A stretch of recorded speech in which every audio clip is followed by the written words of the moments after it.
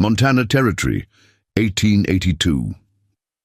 The harsh crack of a bullwhip cuts through the silver moonlight as 5 shadowy riders drive 24 panic-stricken cattle across the frost-hardened meadow. From the window of her solitary homestead, Catherine Blackwood watches through her father's brass telescope, her weathered fingers steady despite the fury building in her chest. What the Raven Creek gang doesn't realize, what will prove to be their fatal miscalculation, is that the slender figure observing them isn't merely another struggling widow trying to hold onto her husband's dream in the unforgiving Western frontier.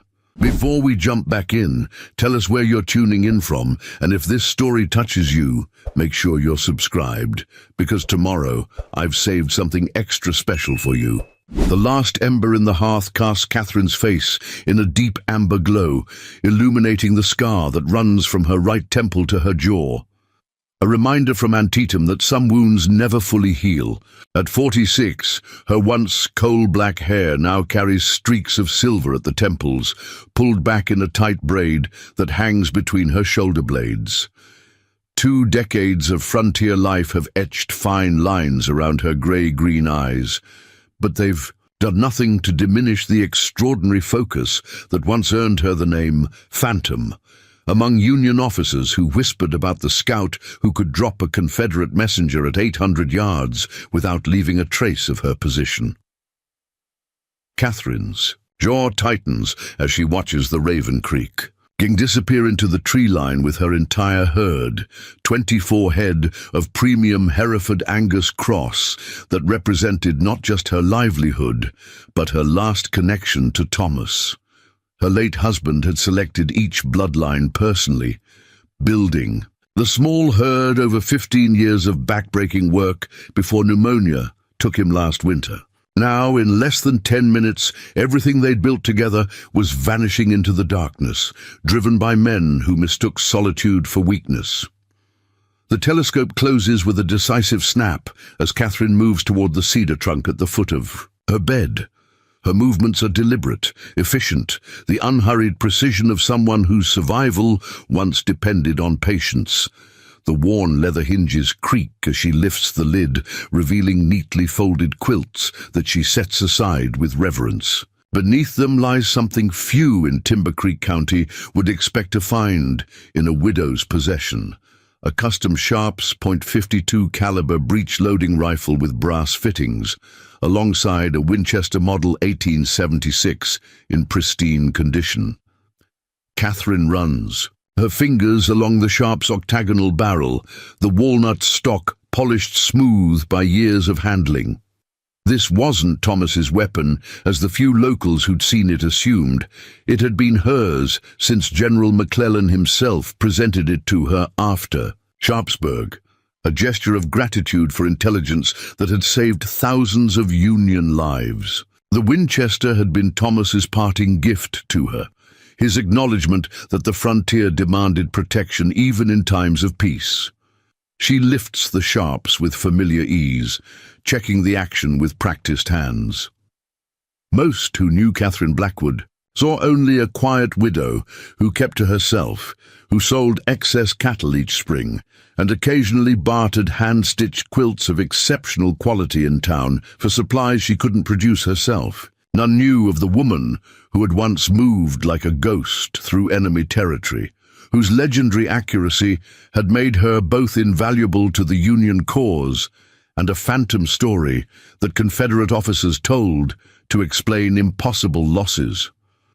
From a hidden compartment in the trunk's lid, Catherine retrieves a leather-bound journal filled with precisely drawn maps of the territory, detailed notes on seasonal game movements, water sources, and terrain features that no official survey had documented. Slipping it into her saddlebag alongside carefully measured ammunition, she allows herself a moment to consider what she's about to undertake. The Raven Creek gang had built a fearsome reputation across 3 territories, 8 ruthless men who'd graduated from stagecoach robbery to cattle rustling, leaving desolation and occasionally corpses in their wake.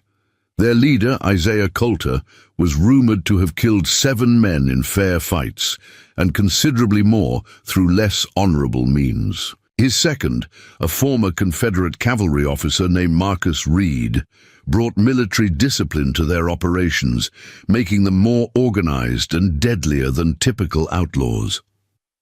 Catherine had observed them from a distance 3 weeks earlier, when they'd stopped in Timber Creek, recognizing the careful way they studied the nearby ranches while pretending to be simple drovers. She'd noted their well-maintained weapons, the quality of their horses, and most tellingly, the way Reed constantly scanned their surroundings with the vigilance of a man who expected pursuit. They were professionals who planned meticulously, which made their decision to steal her entire herd all the more deliberate. They hadn't just happened upon her isolated ranch. They had targeted it specifically, believing a solitary woman would be unable to respond. The sound of approaching hoofbeats interrupts her preparations. Through the window, Catherine recognizes the broad-shouldered silhouette of Sheriff Daniel Porter, his distinctive duster flapping against his horse's flanks as he approaches. At 35, Porter had been Timber Creek's law for barely 2 years, not nearly long enough to remember the war or know anything about Catherine beyond the quiet widow who rarely came to town. "Mrs. Blackwood," he calls out as he dismounts, removing his hat to reveal sandy hair already receding despite his relative youth. "Saw riders heading east with cattle bearing your brand. Raven Creek gang, I expect?"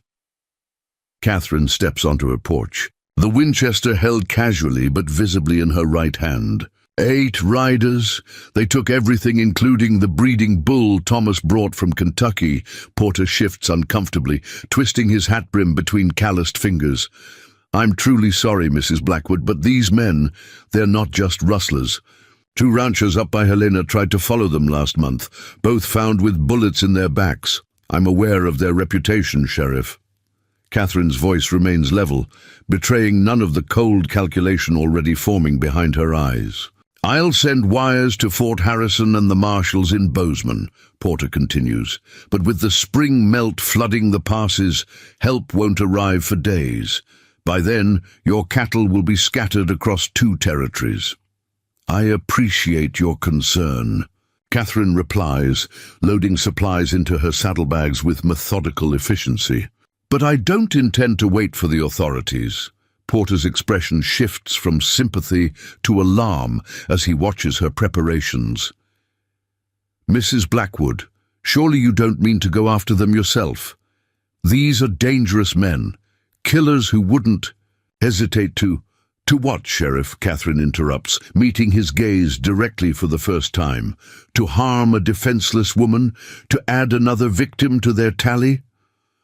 Something in her tone gives Porter pause, a steel edge beneath the courteous veneer that he hasn't heard before. "I cannot in good conscience allow you to pursue armed criminals alone," he protests, though his conviction wavers as Catherine secures the Sharps rifle in a custom leather scabbard attached to her saddle. "I'm not asking for permission, Sheriff." "Porter." She tightens the cinch on her dappled grey gelding with practiced hands. "I'm merely informing you of my intentions as a courtesy. At least let me organize a posse." "A posse makes noise," Catherine counters, swinging into the saddle with a fluid grace that speaks of thousands of miles ridden. "Follows obvious trails, argues about direction. I'll move faster alone."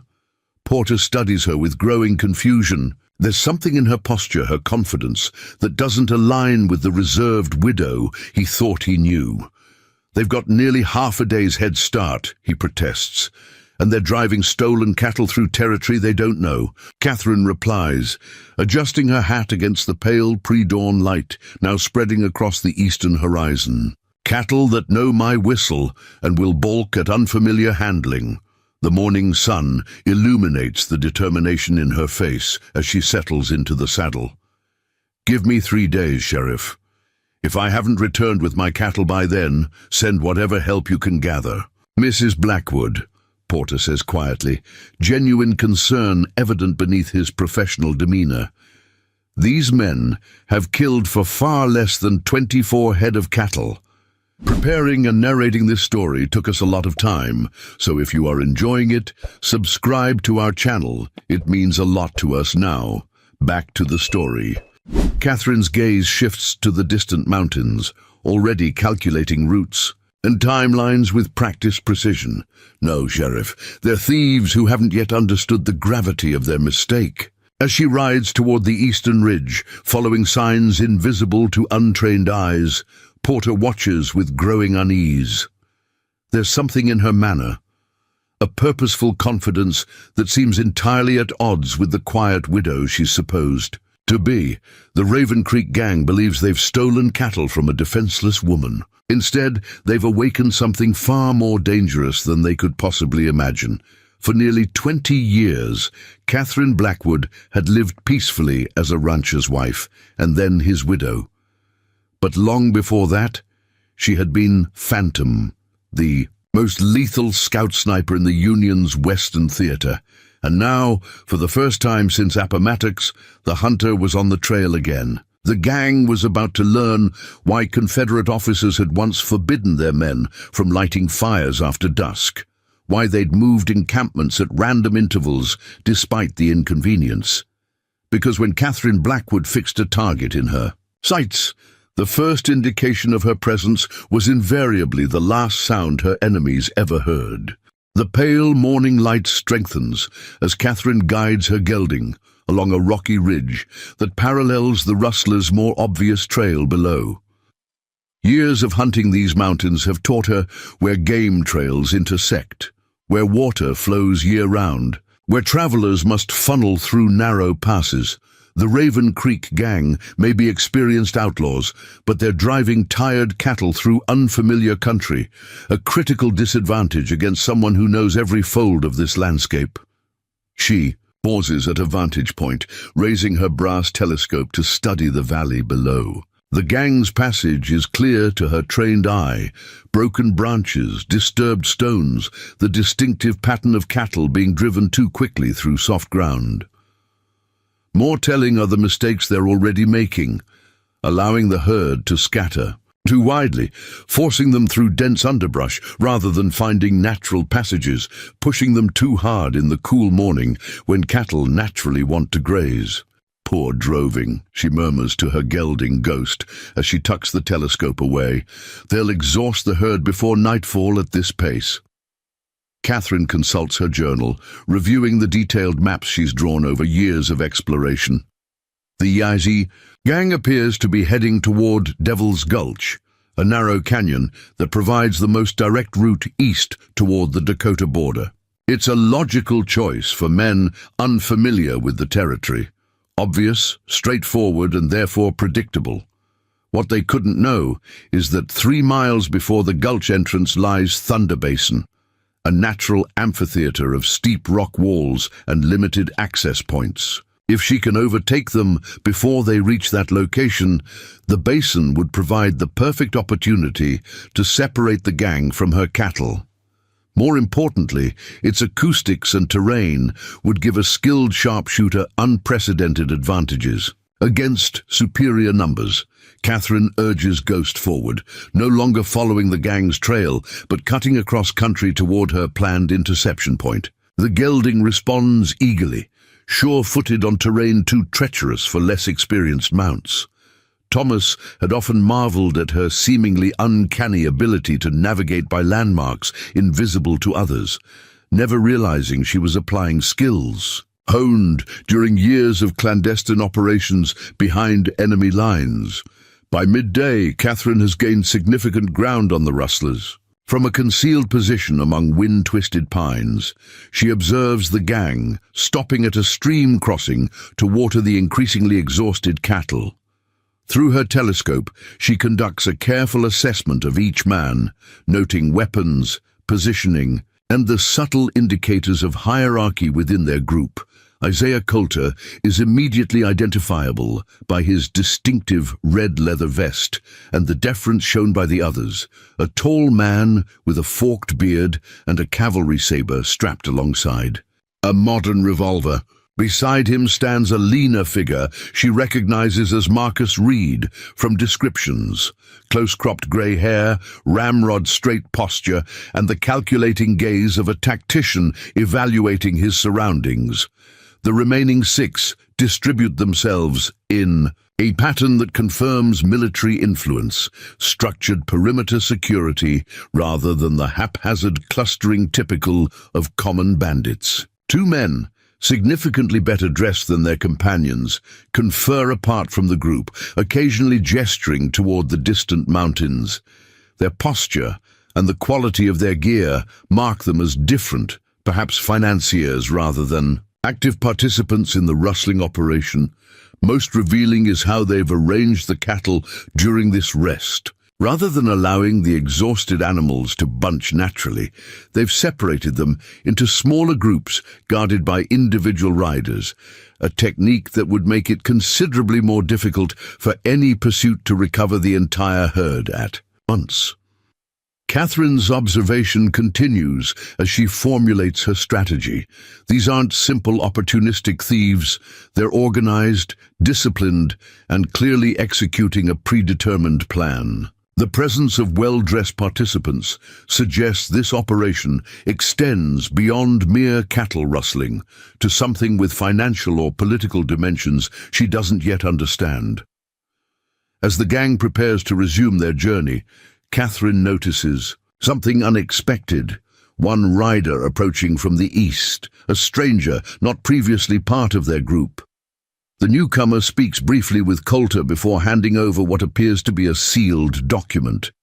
Even at this distance, Catherine notes the military bearing of the messenger, the straight spine and precise movements that mark a man with formal training. After the messenger's departure, Coulter gathers Reed and the well-dressed men for an urgent conference. Their body language suggests tension, plans altered, or timelines accelerated by whatever information the message contained. This development adds complexity to Catherine's assessment. Whatever the Raven Creek Gang's ultimate purpose, it apparently involves coordination with others and adherence to specific schedules. Catherine weighs this new information carefully. Her primary objective remains recovering her cattle, but the suggestion of a larger operation raises questions she cannot ignore. If these men are part of something more organized than simple rustling, their resources and backup plans may be more substantial than she initially calculated. She retreats from her observation point as the gang resumes their journey, circling wide to maintain her position ahead of their path. Thunder Basin lies less than 4 miles ahead, the perfect location to implement the first phase of her strategy. According to her calculations, the gang will reach it by late afternoon, when slanting sunlight will create ideal conditions for what she intends. Years of hunting have taught Catherine that success depends not merely on marksmanship, but on creating circumstances that maximize advantage while minimizing risk. In her scouting days, she had often turned terrain itself into a weapon more effective than any rifle. Today, she would employ those same principles against men who believed their only threat came from behind. Reaching Thunder Basin with hours to spare, Catherine dismounts and secures Ghost in a sheltered hollow with access to water and grazing. From her saddlebags, she retrieves several small cloth pouches, specialized tools she developed during the war for creating distractions or directing quarry into predetermined positions. Each contains different combinations of natural materials, cayenne, sulfur, dried fox scent, that when strategically placed can influence cattle movement with predictable results. With methodical precision, she places these at calculated intervals along the approach to the basin, each positioned to be activated by the pressure of passing hooves. Next, she identifies and prepares her firing positions, 3 separate locations offering different angles of coverage, each with multiple retreat routes should circumstances require repositioning. At the primary position, a natural shelf of rock overlooking the basin's widest section, Catherine unpacks the Sharp's rifle and prepares it with ritual care. Each brass cartridge is inspected individually before being arranged in precise order for maximum efficiency. The telescopic sight, a custom modification rarely seen outside military circles, is secured and calibrated for distance and the specific light conditions she anticipates at the time of engagement. As shadows lengthen across Thunder Basin, Catherine makes her final preparations. She removes her dark blue riding jacket, replacing it with a buckskin shirt that blends with the surrounding landscape. From a small tin, she applies a mixture of clay and ash to her face, breaking up the recognizable human outline that even experienced fighters often forget is visible at extreme distances. The familiar routine centers her, muscle memory from countless similar operations during the war. The transformation isn't merely physical, but mental. Catherine Blackwood, widow and rancher, receding as phantom, scout and precision shooter, emerges with crystalline focus. The rumble of approaching cattle reaches her before visual confirmation, the distinctive sound of forced movement rather than voluntary migration. Catherine settles into her primary position, Sharp's rifle rested on a folded blanket, to eliminate any potential movement during critical moments. Through the telescopic sight, she tracks the first riders entering the approach to Thunder Basin. Scouts sent ahead to ensure the path is clear. What follows unfolds with the inevitable precision of a well-orchestrated symphony. The lead cattle trigger the first of Catherine's placed pouches, releasing scents that cause immediate confusion among the already exhausted animals. The herd balks, then surges forward in sudden panic, breaking from the control of their handlers and scattering in multiple directions. Through her scope, Catherine watches Isaiah Coulter curse and gesture frantically as his carefully organized drove dissolves into chaos within the confining walls of Thunder Basin. Reed attempts to restore order, his military training evident in how quickly he deploys riders to specific positions, but he's fighting both panicked animals and terrain deliberately chosen to maximize confusion. Catherine allows this chaos to build for precisely 2 minutes before implementing the next phase of her strategy. From a small tin whistle secured around her neck, the same distinctive tone she's used for years to call her cattle, she produces a pattern of sounds familiar to her herd but meaningless to the rustlers. The effect is immediate and dramatic. Several of her cattle, including the massive breeding bull, suddenly change direction, moving with purpose rather than panic toward the eastern edge of the basin, directly below Catherine's position and away from the scattered rustlers trying to regain control. "What the hell?" she hears one man shout as nearly a third of the herd suddenly moves with coordinated purpose in defiance of their efforts. The moment for direct action has arrived. Catherine draws a measured breath, holds it briefly, then exhales halfway before gently squeezing the Sharp's trigger. The rifle's report echoes through the basin as her first shot strikes precisely where intended, not at any man, but at the ground directly between 2 riders attempting to cut off the separating cattle. Stone fragments spray upward as the heavy bullet impacts the rocky soil, causing both horses to rear in alarm and throwing one rider to the ground. Before the echoes of the first shot fade, Catherine has already reloaded with practiced efficiency, her second shot striking a dead tree limb above 3 more rustlers, showering them with rotted wood and creating further confusion.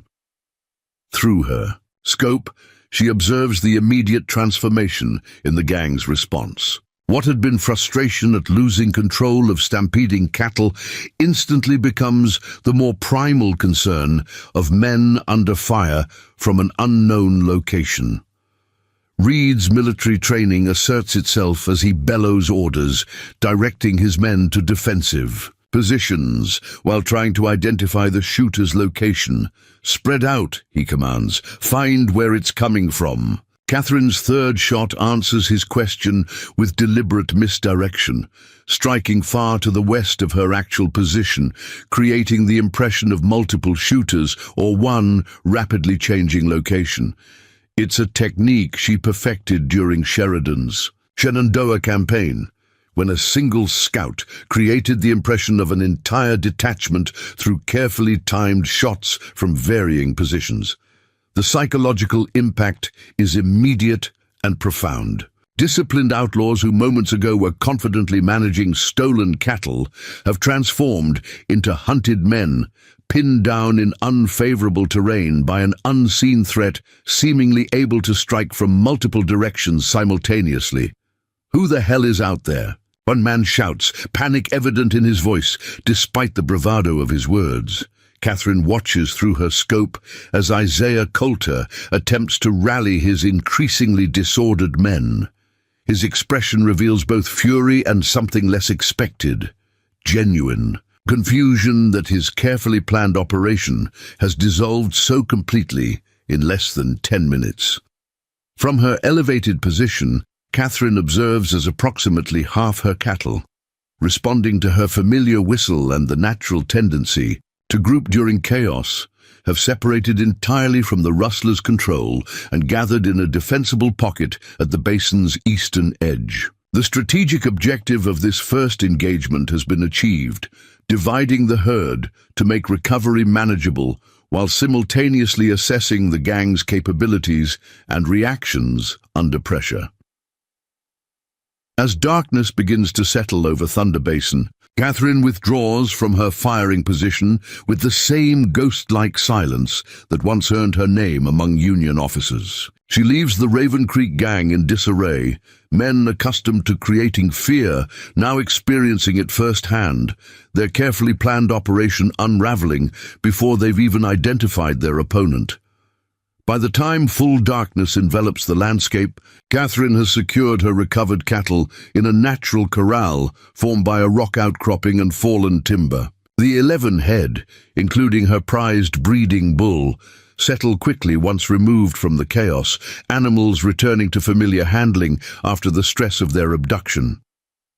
From a concealed position overlooking the basin, she observes the gang's fires as they establish a defensive camp for the night. Their formation confirms her assessment. These men have military experience, arranging themselves in a protective perimeter rather than for comfort.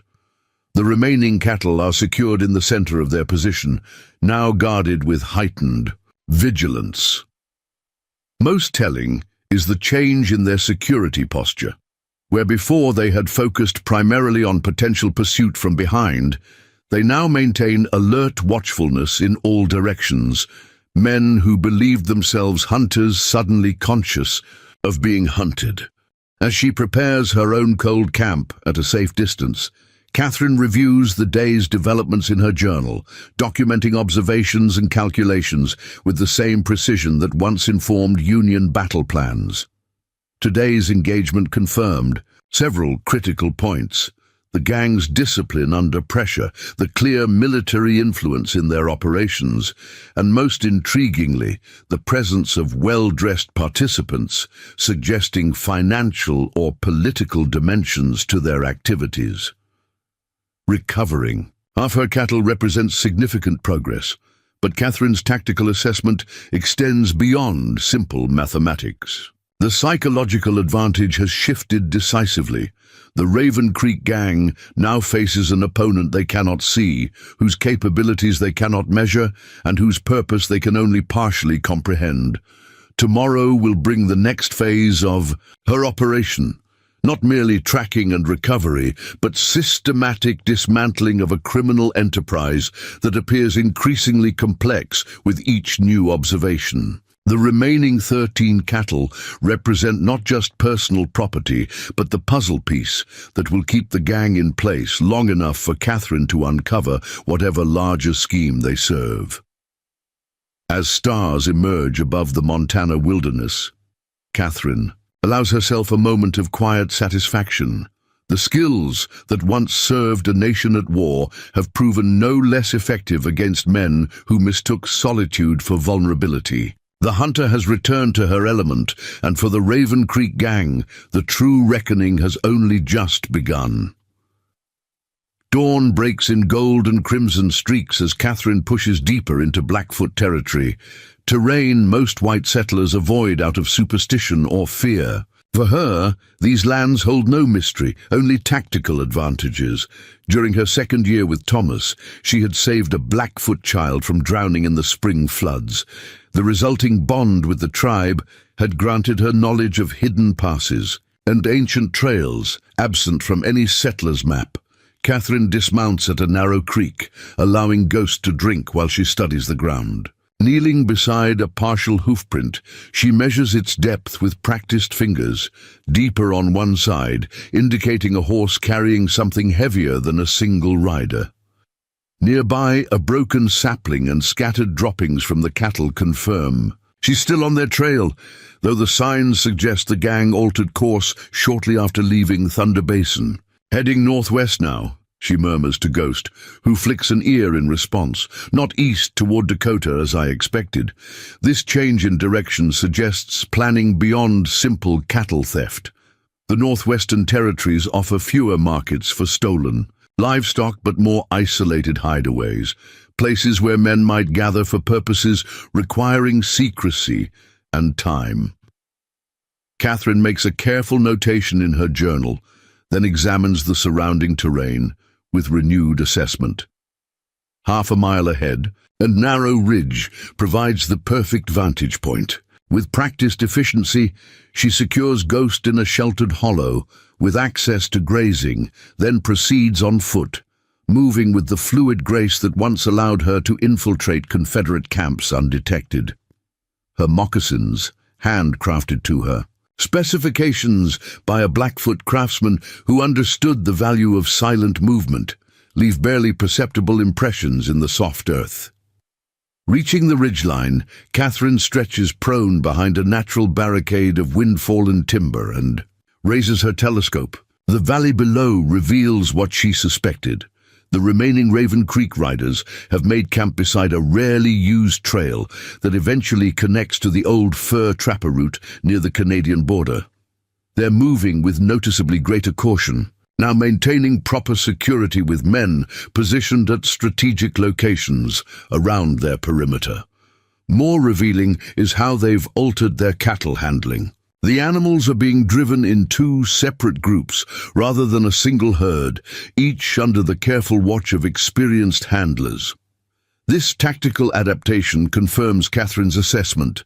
These men aren't common thieves but disciplined operators, executing a predetermined plan.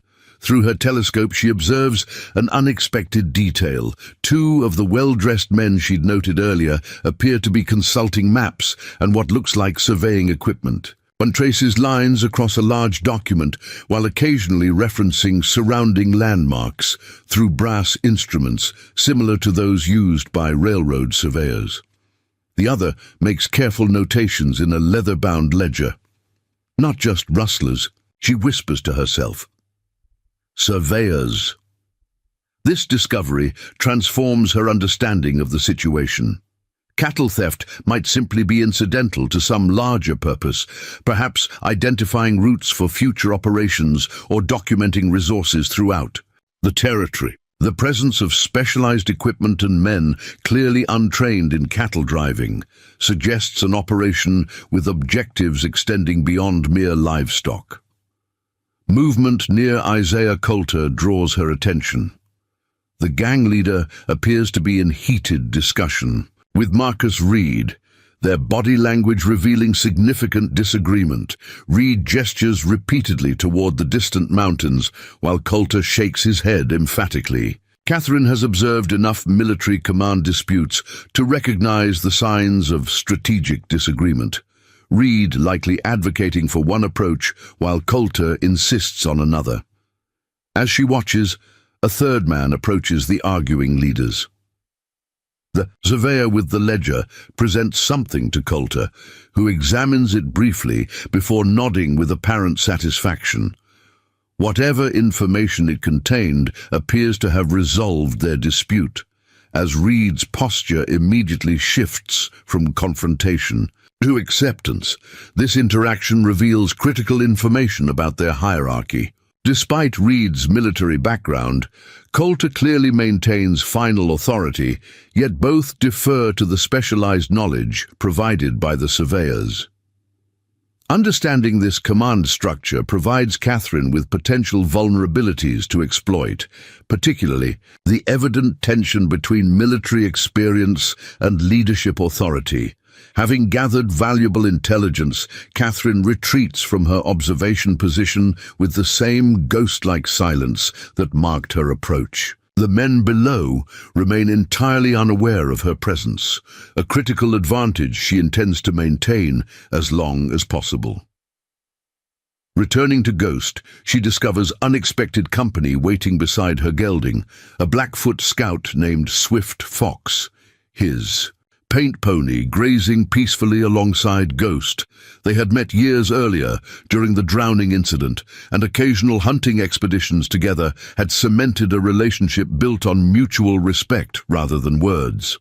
Many riders, Swift Fox states simply in carefully practiced English, bad men. Catherine nods, unsurprised by his awareness of the situation. Little occurred in these mountains without the Blackfoot knowing.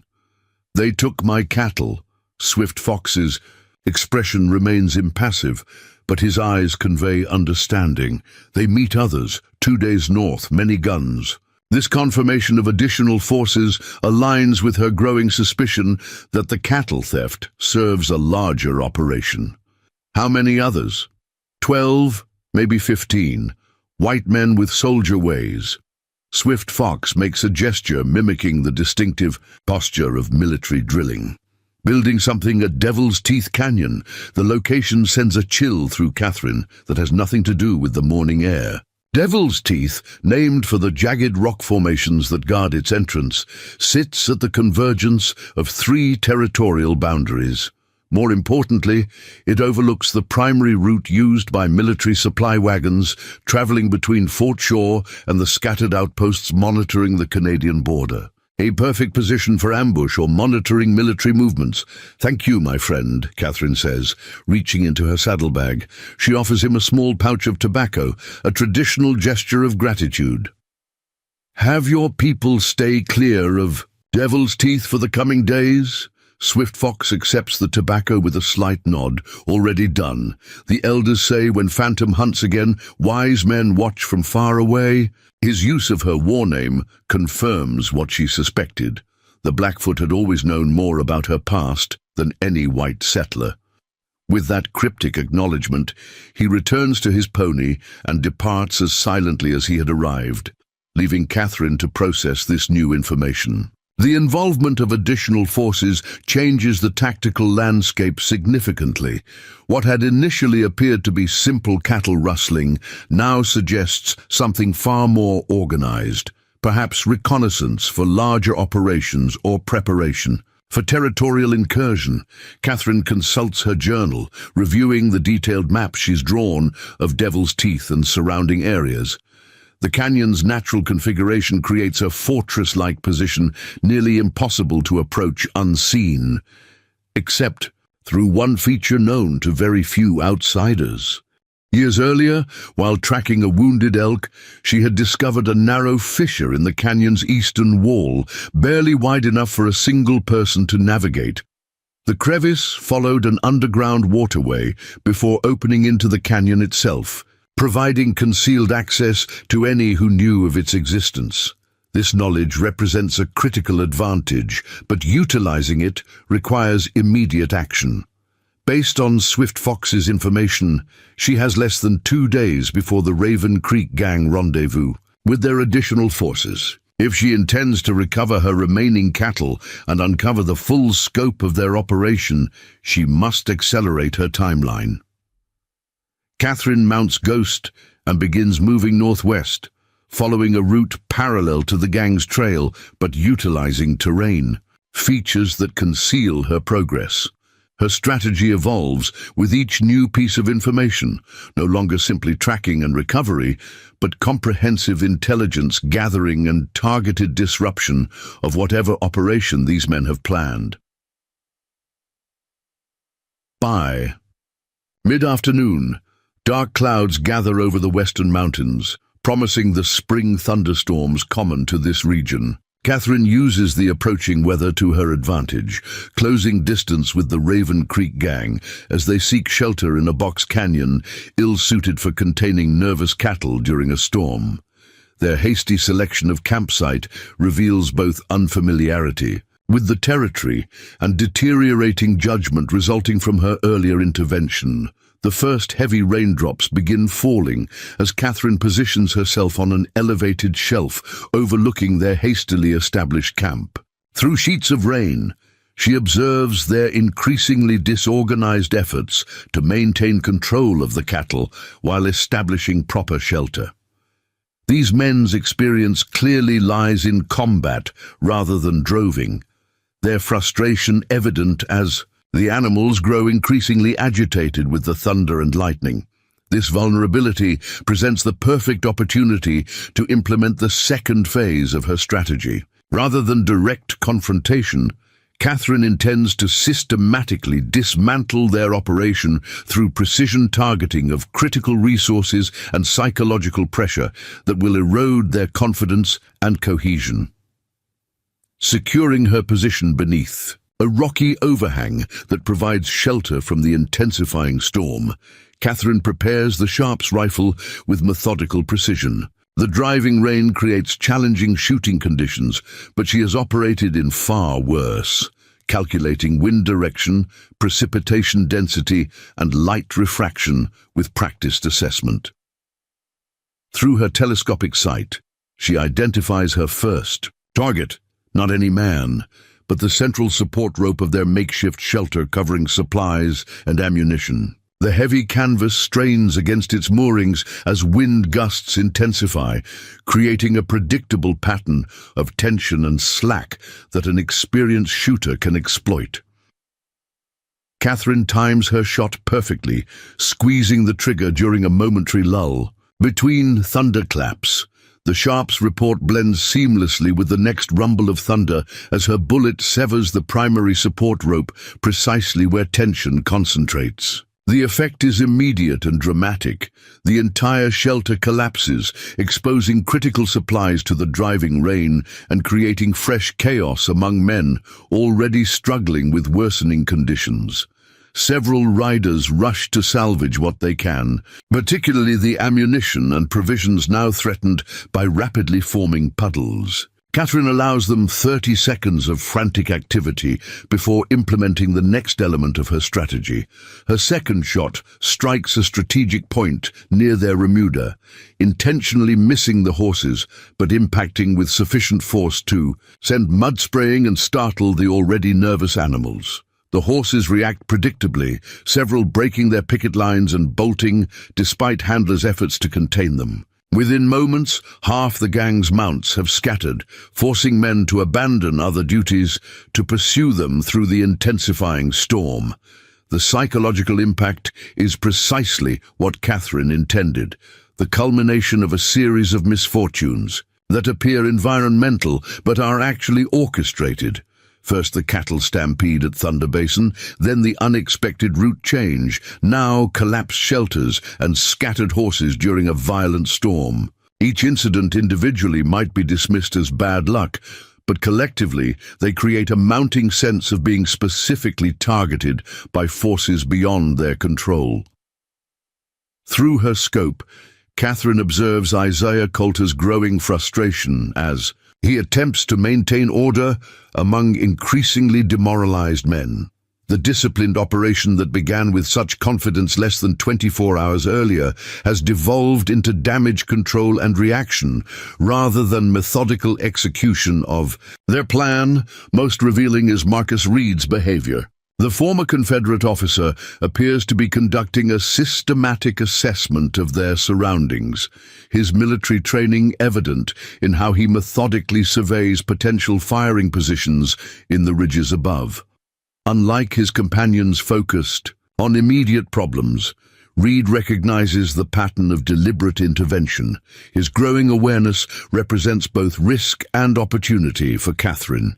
A worthy adversary makes for unpredictable complications, but also provides leverage for psychological manipulation. During the war, she had developed a particular specialty in targeting enemy officers, not for elimination, but for destabilization, creating uncertainty that infected entire units and undermined operational effectiveness. As darkness approaches and the storm begins to abate, Catherine prepares for the night phase of her operation. In her experience, darkness creates opportunities that daylight denies, particularly against men already unsettled by unexplained misfortune. The Raven Creek Gang will establish night watches, but their effectiveness will be compromised by exhaustion, wet conditions, and growing apprehension about unseen threats. Catherine retrieves several specialized tools from her saddlebags, items developed during her scouting days for night operations behind enemy lines. Small glass vials containing mixtures that create momentary flashes of light when broken, cotton cords soaked in compounds that burn with distinctive colors, and most importantly, a hollow reed through which specific animal calls can be perfectly mimicked at varying distances. These tools, combined with her intimate knowledge of nocturnal predator behavior in these mountains, will create the impression of multiple threats approaching from different directions throughout the night. Men who begin their watch rotation vigilant become increasingly susceptible to suggestion as hours pass. Shadows transform into advancing figures, ordinary animal sounds acquire sinister significance, and tactical judgment erodes through progressive sleep deprivation. The storm clouds break shortly after sunset, revealing a waxing moon that provides ideal illumination for Catherine's purposes, enough light to navigate efficiently but sufficient shadow to conceal precise movements. From Ghost's saddlebag, she removes a small tin of blackened cork and applies it to her face and hands, breaking up her silhouette against the night sky. Moving like a shadow across the rocky terrain, Catherine begins executing a carefully orchestrated sequence of disruptions designed to appear random while serving specific tactical objectives. A flash of light here, a distinctive sound there, each separated by unpredictable intervals and originating from different locations. Nothing directly threatening, but collectively unsettling to men attempting to maintain security in unfamiliar territory. From concealed positions, she observes the increasingly agitated responses of the night sentries. False alarms multiply as the hours progress, men reporting movements that don't exist, shadows that seem to advance and retreat, sounds that carry meaning only in their heightened imagination. Each incident requiring investigation draws resources from other responsibilities, gradually exhausting the entire group through continuous low-level stress rather than direct confrontation. By midnight, the psychological impact has become evident, even in the gang's leadership. Through her telescope, Catherine watches Isaiah Coulter emerge from his tent to personally investigate yet another sentry's alarm, his movements betraying growing fatigue and frustration. More tellingly, the careful coordination between Reed and Coulter has begun to fray, their brief interaction revealing tension as Reed questions the wisdom of continuing toward Devil's Teeth rather than securing their current position. This widening crack in their command unity represents a significant achievement in Catherine's strategy. Divided leadership inevitably leads to deteriorating operational effectiveness, particularly when facing uncertain threats and changing conditions. As false dawn approaches, Catherine withdraws to her secure camp, several ridges distant from the gang's position. The night's activities have achieved their primary objective, destabilizing the Raven Creek Gang's confidence while gathering critical intelligence about their operations and destinations. Most importantly, she has confirmed their intended rendezvous at Devil's Teeth Canyon, providing clear direction for the next phase of her operation. She makes careful notations in her journal, updating her assessment of each gang member based on observed behaviors and reactions. Isaiah Coulter maintains firm control, but shows signs of increasing strain under pressure. Marcus Reed demonstrates superior tactical awareness, but growing dissatisfaction with Coulter's leadership. The surveyors remain focused on their specialized tasks rather than general security, suggesting their role holds paramount importance to whatever awaits at Devil's Teeth.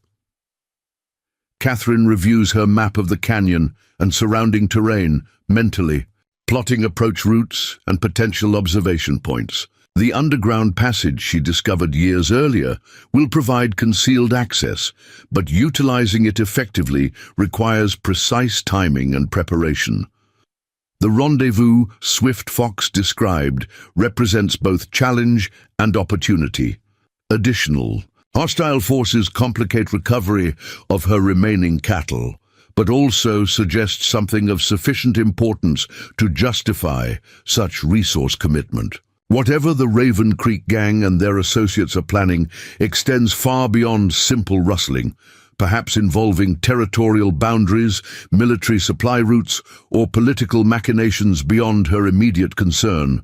As she prepares for a few hours of necessary rest, Catherine acknowledges that her objective has evolved. Recovering her cattle remains essential, but understanding and potentially disrupting whatever operation centers at Devil's Teeth has acquired equal importance. The precision shooter who once helped shape the course of battles now finds herself tracking conspiracy rather than simply pursuing thieves. The hunter's mission has expanded, and with it, the scope of skills she must employ. Tomorrow will require not just marksmanship and tracking, but infiltration, intelligence assessment, and strategic intervention against forces whose ultimate purpose remains concealed behind the smokescreen of simple cattle theft. Catherine checks her weapons one final time before allowing herself 3 hours of carefully measured sleep. The Sharps and Winchester rest within immediate reach, meticulously maintained despite the day's challenging conditions. 20 years of peaceful ranching may have softened her hands, but they've done nothing to diminish the lethal precision that once made Phantom a whispered legend among those who survived encountering her. The Raven Creek Gang will continue toward Devil's Teeth at first light, unaware they travel not as hunters but as quarry, their every movement observed, their vulnerabilities catalogued, their confidence eroding with each passing hour.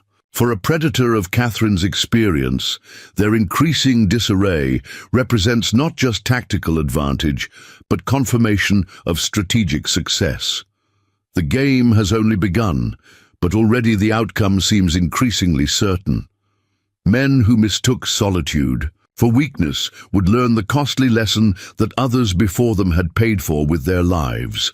The most dangerous opponent is the one you never see coming until it's already too late. The first golden light of morning reveals a transformed landscape. Overnight, the storm has left the earth soft and receptive, perfect for tracking. More valuable to Catherine, it has erased any traces of her night maneuvers, allowing her to begin this new day as a ghost once more. She breaks camp with practiced efficiency, leaving no evidence of her presence beyond a single depression in the grass where Ghost had stood. Today's objective is clear: reach Devil's Teeth Canyon ahead of the Raven Creek Gang to assess the mysterious construction Swift Fox mentioned and position herself advantageously before their arrival. The underground passage she discovered years ago will provide access, but timing is critical. The narrow fissure becomes impassable during spring melt if the water level rises too high. Rather than following the gang directly, Catherine charts a wide arc northward, utilizing a series of elevated ridges that allow periodic observation while covering ground twice as quickly as men driving exhausted cattle through unfamiliar terrain. By mid-morning, she's gained nearly 5 miles on her quarry. At a sheltered overlook, Catherine pauses to study the Raven Creek Gang through her telescope. Their formation has tightened considerably, clear evidence of Marcus Reed's influence overriding Coulter's leadership. The cattle now move in a single controlled group with riders positioned at strategic intervals. Most tellingly, they've established proper scout positions ahead and behind the main party rather than simply driving forward as before. Learning from their mistakes, Catherine murmurs appreciatively. A worthy opponent makes for a more satisfying challenge. What interests her most is the changed dynamic between the surveyors and the gang's leadership. Where before they operated somewhat independently, now they ride centrally, their equipment protected by the group's most experienced fighters. This new arrangement suggests their purpose has gained priority as they near their destination. Catherine continues her parallel journey, stopping occasionally to confirm landmarks against her. Journal maps.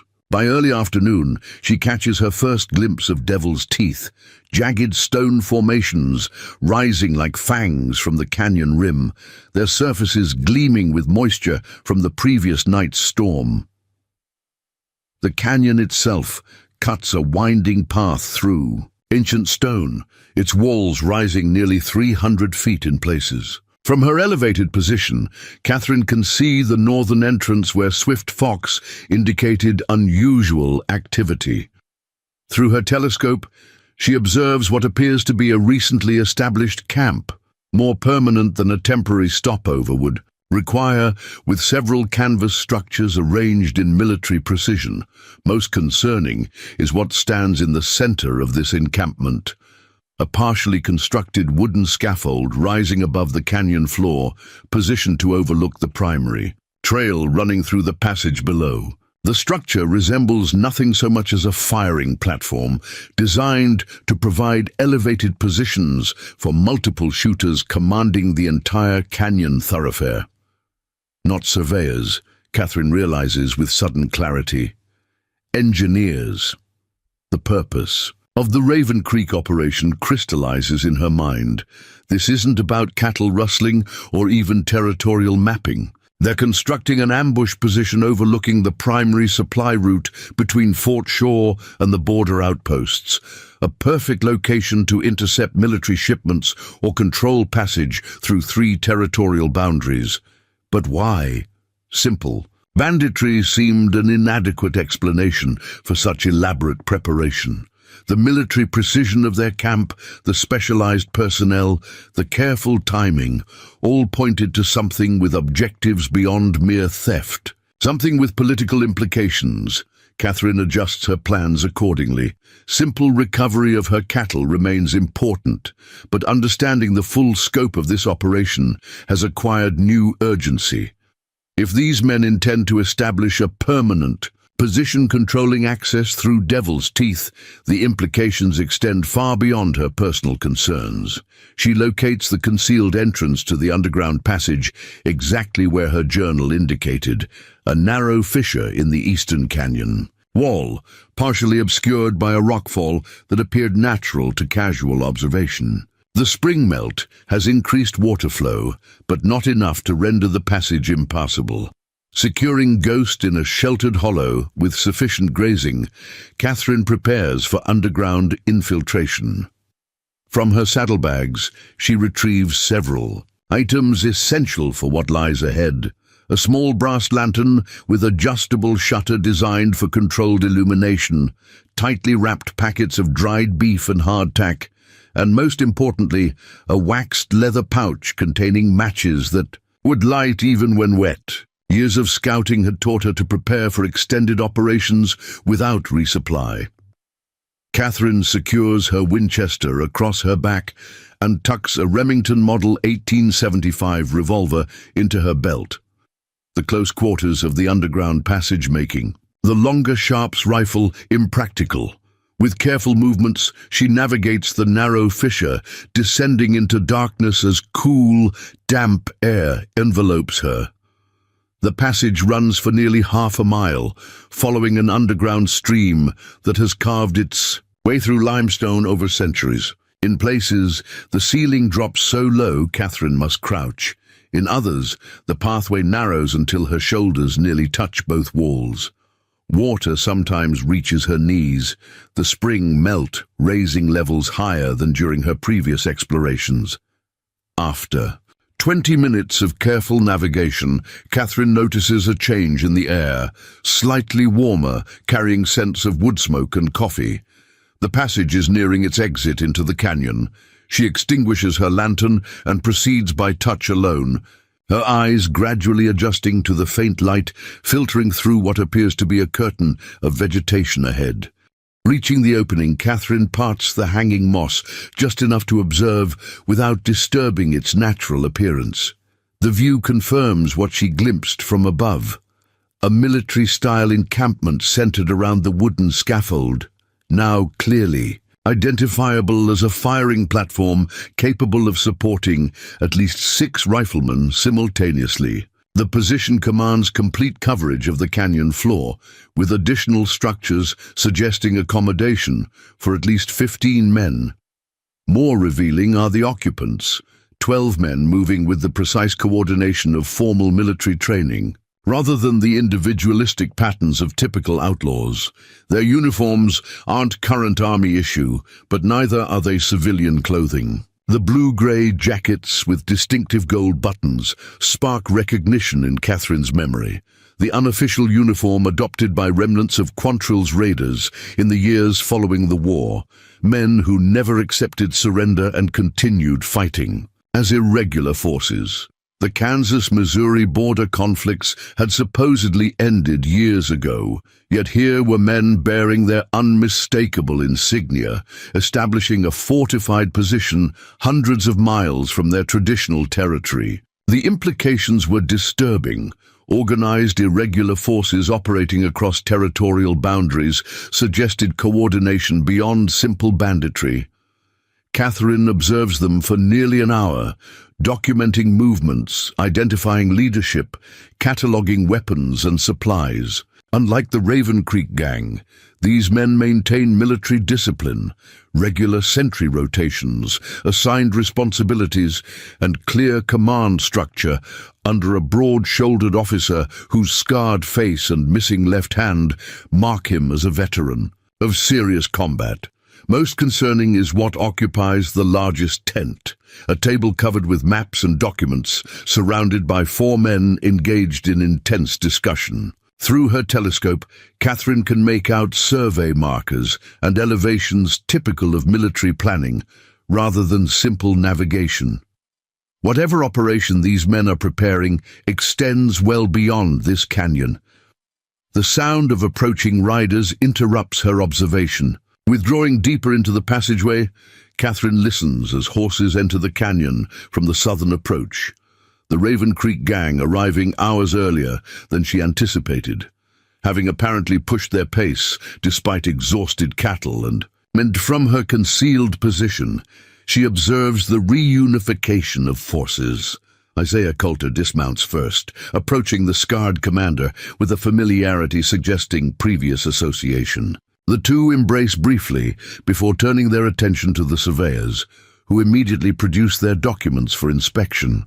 The cattle, Catherine's cattle, are herded into a natural pen formed by the canyon walls and hastily constructed. Barriers. 13 head remain, her prize-breeding bull among them, all showing signs of exhaustion from forced travel. The animal's condition ignites fresh anger, but Catherine subdues the emotion. Professional assessment must override personal feeling if she is to succeed against such numbers. The combined forces now total 20 men, 8 from the Raven Creek gang and 12 already established in the canyon. Their weapons represent significant firepower, repeating rifles, multiple revolvers per man, and what appears to be a Gatling gun partially covered by canvas near the firing platform. This level of armament suggests preparation for engagement with formal military forces, rather than simple defense against pursuit. As darkness approaches, Catherine withdraws deeper into the passage to consider her options. Direct confrontation against such numbers would be suicidal, regardless of her skill. Yet the presence of organized, irregular forces establishing what appears to be a permanent defensive position demands response beyond simple cattle recovery. Fatio, construction of their firing platform indicates they anticipate specific action along the canyon trail, likely targeting the military supply convoy scheduled to pass through Devil's Teeth in 3 days, according to the regular rotation Catherine had documented in her journal. If these men intercept that shipment, they'll acquire not just supplies, but potentially weapons and ammunition that would dramatically increase their operational capability. Catherine reviews the canyon layout in her journal, planning potential approaches. The firing platform presents both problem and opportunity, its elevated position providing commanding coverage of the canyon, but also creating a critical vulnerability, if neutralized. Eliminating that advantage would significantly reduce their tactical superiority. As full night settles over Devil's Teeth, Catherine carefully repositions herself near the passage entrance, resuming observation of the combined forces. The camp has established typical night security, rotating sentries, maintained fires, and regular patrols. However, they've made a critical oversight, assuming the sheer cliffs provide natural security and focusing their vigilance on the canyon entrances rather than the walls themselves. This error provides Catherine her first advantage. Using the concealment of darkness and her knowledge of the canyon's geological features, she could potentially access positions above their encampment without detection. From there, precise shooting could eliminate key vulnerabilities, not men, but critical infrastructure supporting their operation. She spends the next hour documenting sentry positions and patrol patterns, identifying a 20-minute window when movement along the eastern wall would remain unobserved. This opportunity, combined with her specialized knowledge of the passage, creates a narrow but viable path to action. Returning to Ghost shortly before midnight, Catherine prepares for what she knows must be a decisive operation. From her saddlebags, she retrieves several items that hadn't seen use since her scouting days. Small pouches containing different compositions designed for specific effects. Some would create billowing smoke when activated. Others produce distinctive sounds that carry across terrain, all intended to create impression of multiple threats from different directions. Most valuable is a small tin containing 4 specially prepared cartridges for her Sharps rifle, rounds modified with a mixture she'd developed during the war that burned with intense heat upon impact. Originally designed to disable artillery pieces without explosive force, they could serve an equally valuable purpose against wooden structures. Catherine secures Ghost in a protected hollow with access to water and sufficient grazing to sustain him for 2 days if necessary. After checking her weapons one final time, she begins her approach to the canyon's eastern rim, utilizing natural terrain features that provide concealment from sentries below. The waxing moon provides sufficient illumination for navigation while maintaining adequate shadow for concealment, perfect conditions for what she intends. By 1 o'clock, Catherine has established a position on the canyon's eastern rim, directly above the firing platform, but concealed behind natural rock formations. From this elevation, she has clear sightlines to critical elements of their operation: the firing platform itself, the supply tent containing ammunition, and most importantly, the central command tent, where leaders gather to review their plans. The distance, approximately 200 yards across the canyon, presents no challenge to someone who routinely made accurate shots at 4 times that range during the war. Catherine assembles the Sharps rifle with practiced efficiency, calibrating its telescopic sight for the specific conditions of humidity, temperature, and wind velocity. Before taking any offensive action, however, she conducts thorough observation of their night operations, documenting guard rotations, identifying key personnel, and, most critically, locating her cattle within their defensive perimeter. The gathering in the command tent provides valuable intelligence. Through her scope, Catherine can see Isaiah Coulter and Marcus Reed conferring with the scarred commander and what appears to be his lieutenant. 4 men bent over maps spread across a field table. Their discussion appears intense, with occasional gestures toward the firing platform and the canyon's northern entrance. This concentration of leadership presents a tempting target, but Catherine restrains the impulse.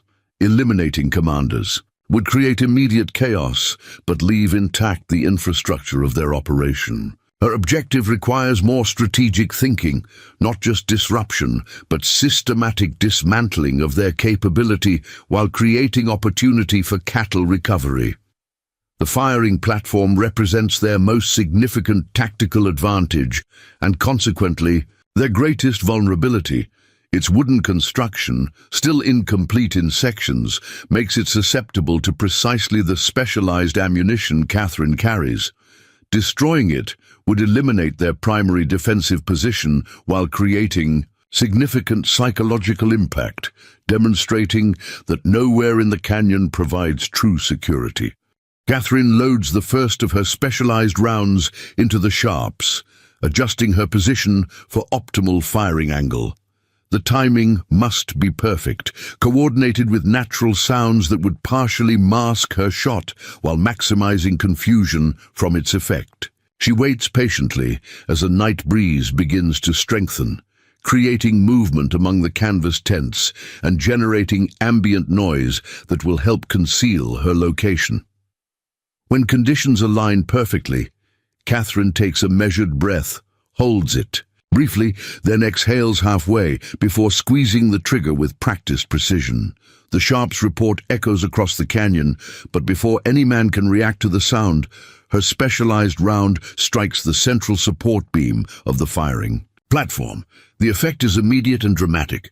The round embeds itself in the wooden beam and ignites, creating intense, localized heat that rapidly spreads to surrounding timbers.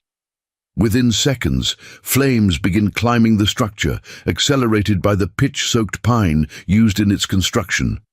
Shouts of alarm erupt throughout the camp as men rush to address this unexpected threat.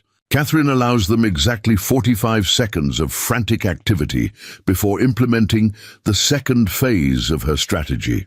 Her next shot targets the canvas supply tent, the specialized round igniting material with similar effect and creating a secondary fire at the opposite end of their encampment. The psychological impact is precisely what she intended.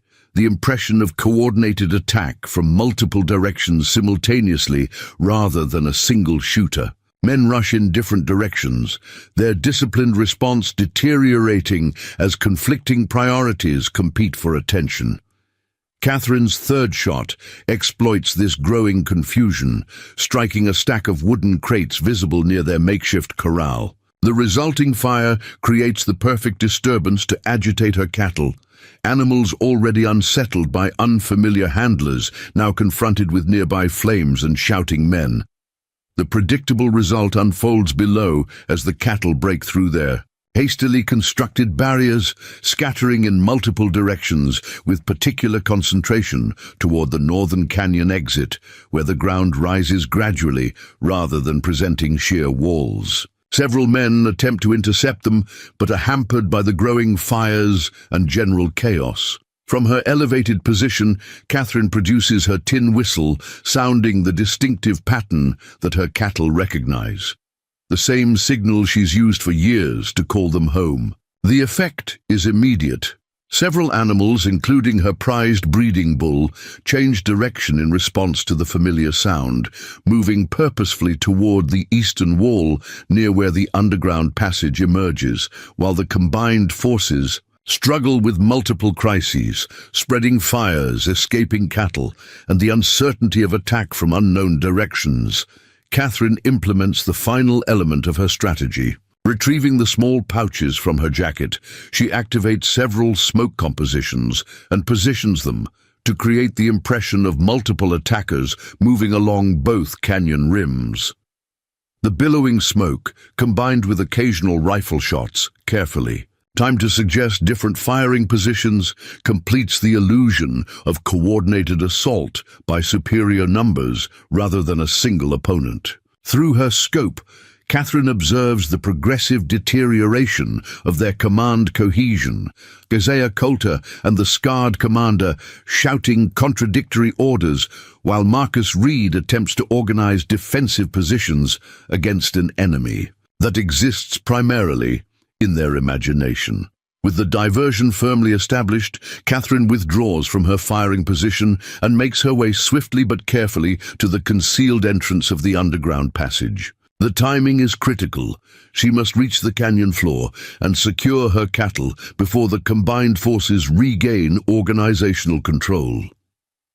The descent through the passage takes less than 15 minutes at her accelerated pace. Emerging from the concealed opening, Catherine finds 8 of her cattle gathered nearby, responding to her earlier whistle signals.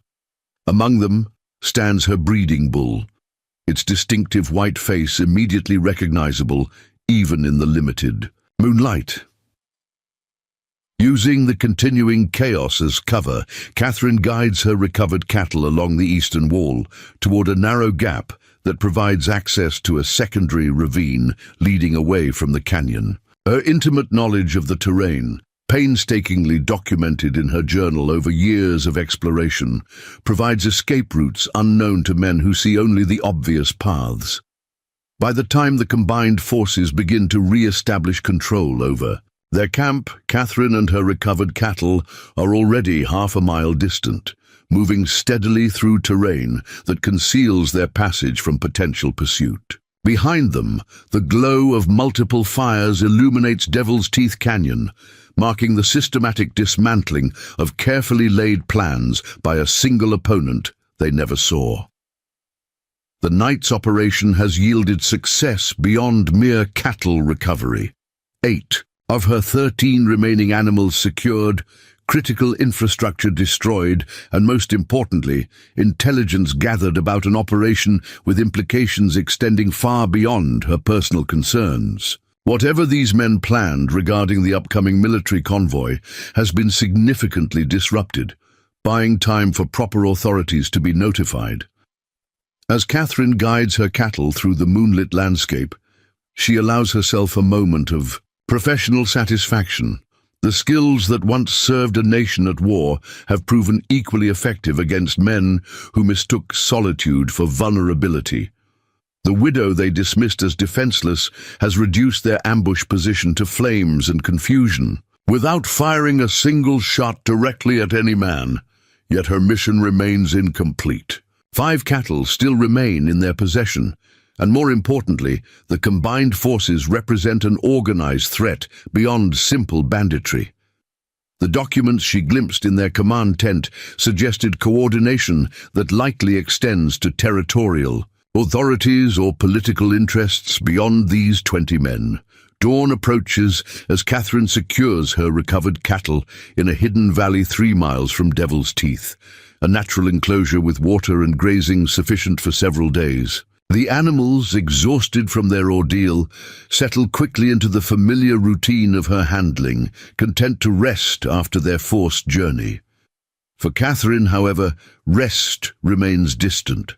The night's success represents only the first phase of what has evolved from simple pursuit into something far more complex, uncovering the full scope of an operation with potential consequences for the entire territory. Before seeking proper authorities, she needs conclusive evidence of their intentions and, most crucially, identification of whoever orchestrates their activities from beyond the canyon.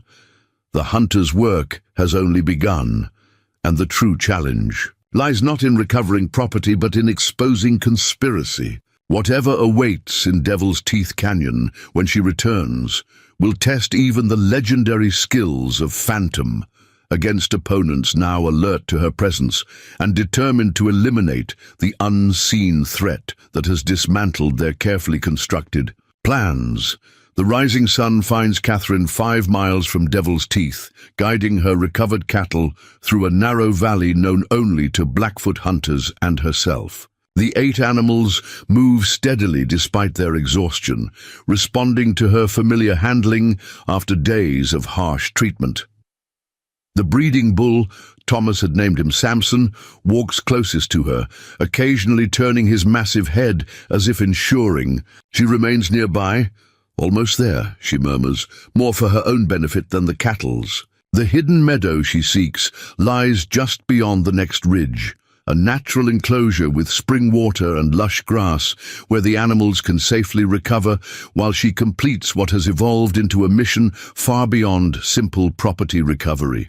The meadow appears as she remembers, a pocket of verdant green, nestled between protective stone walls, invisible from casual observation, yet spacious enough for twice her current herd. Catherine guides the cattle through a narrow entrance, barely wide enough for Samson's broad shoulders, then secures the passage with deadfall she had prepared years earlier for corralling elk during hunting expeditions. With her cattle temporarily safe, Catherine allows herself a moment to assess her physical condition. 36 hours without proper rest has begun extracting its toll even from someone accustomed to extended operations. Her right shoulder aches from the sharp's recoil, and a deep scratch along her left forearm from the underground passage requires attention. From her saddlebag, she retrieves a small tin of salve, a mixture of bearberry and spruce resin prepared by a Blackfoot healer who had once taught her their traditional medicines. The ointment stings briefly as she applies it to the wound, but the familiar herbal scent brings comfort beyond physical healing. "I'll return," she tells the cattle, checking their enclosure one final time. "Stay quiet." Catherine mounts Ghost and sets course for a ridgeline offering clear observation of both the northern supply route and Devil's Teeth Canyon. The military convoy Swift Fox mentioned will pass within the next 2 days, potential targets for whatever operation the combined forces were planning before her intervention. Despite her successful disruption, she cannot assume they've abandoned their larger objective, particularly with 5 remaining cattle, potentially providing motivation for pursuit. Reaching a concealed observation point by mid-morning, Catherine studies the canyon through her telescope. The devastation wrought by her night assault is clearly visible. The firing platform reduced to charred timber, supply tents collapsed, and general disarray throughout the camp. More importantly, she observes frantic activity, suggesting they're attempting to salvage their operation despite significant setbacks. The scarred commander appears to be directing reconstruction of essential elements, while Isaiah Coulter and several riders prepare for departure. Their urgency suggests not retreat, but adaptation, modifying plans rather than abandoning them in the face of unexpected resistance. Most concerning is what Catherine observes in the central command tent, now relocated after the fire. Through her telescope, she can see Marcus Reed and the surveyors huddled over salvaged maps, their intensity suggesting contingency planning rather than withdrawal. These men aren't relinquishing their objective, merely adjusting their approach. Professionals, Catherine acknowledges with grudging respect. Amateur bandits would have scattered after such comprehensive disruption. These men maintain discipline and purpose despite significant setbacks, the hallmark of military training and larger motivation than simple profit. The departure of Coulter with 4 riders draws her particular attention. They exit the northern canyon entrance without cattle, moving with purpose that suggests time-sensitive objectives rather than random flight. Through her telescope, Catherine studies their loaded saddlebags and additional weapons, preparations for specific action. Rather than simple travel, the possibilities crystallize in her tactical assessment. If the firing platform was intended to ambush the approaching military convoy, its destruction would necessitate alternative methods, perhaps direct interception at a different location rather than the original fixed position strategy.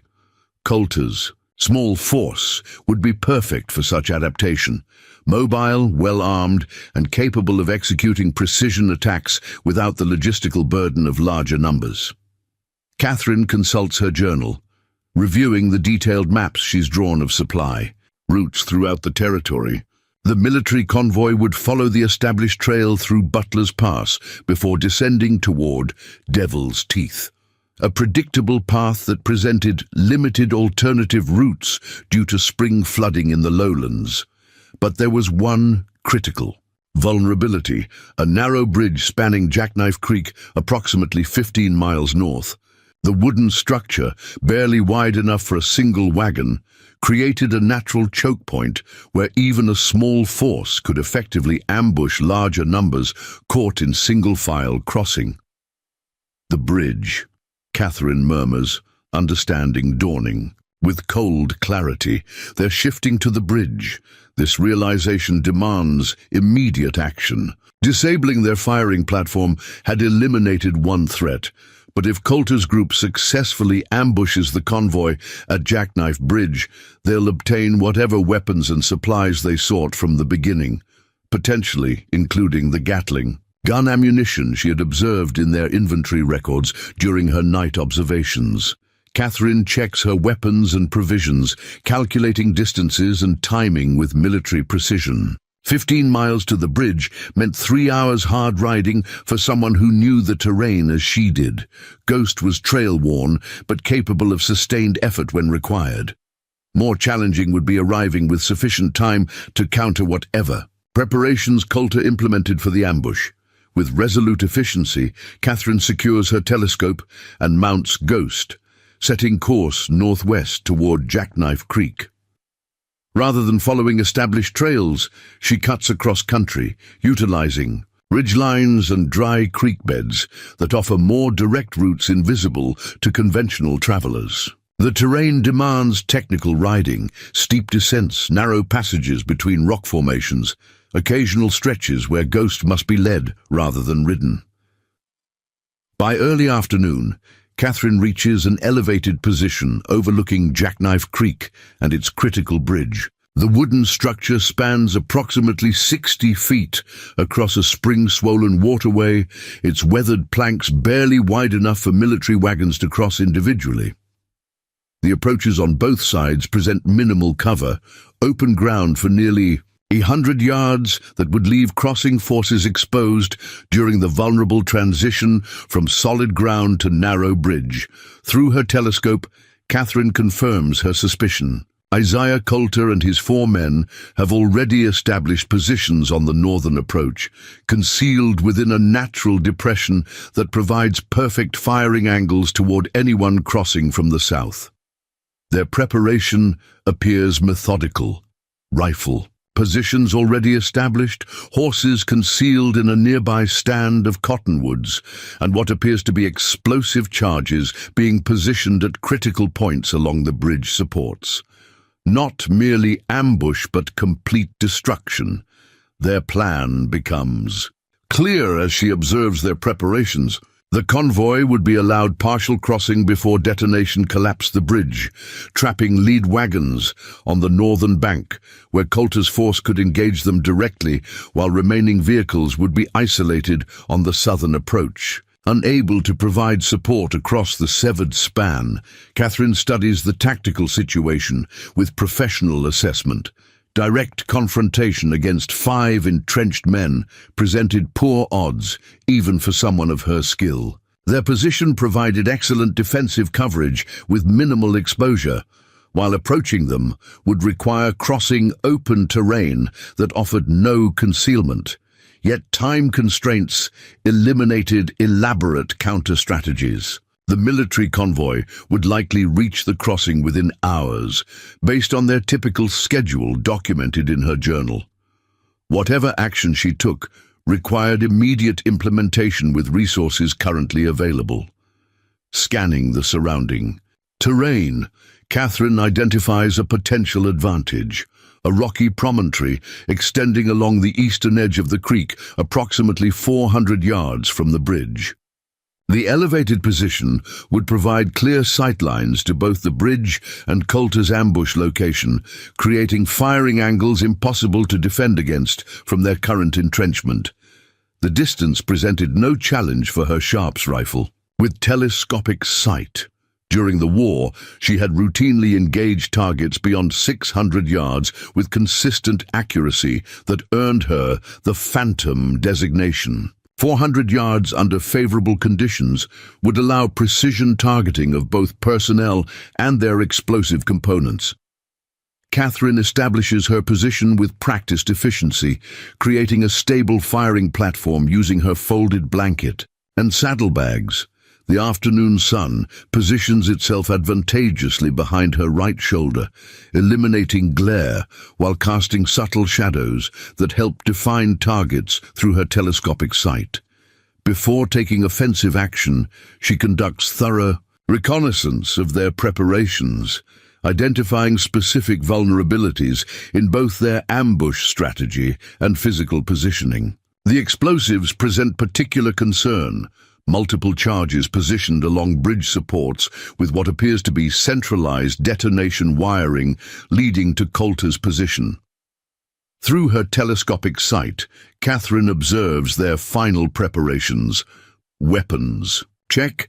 Ammunition distribution, and most tellingly pocket watches repeatedly consulted, suggesting coordination with specific timing rather than opportunistic engagement. These men expect the convoy at a predetermined hour, reinforcing her assessment of sophisticated planning beyond common banditry.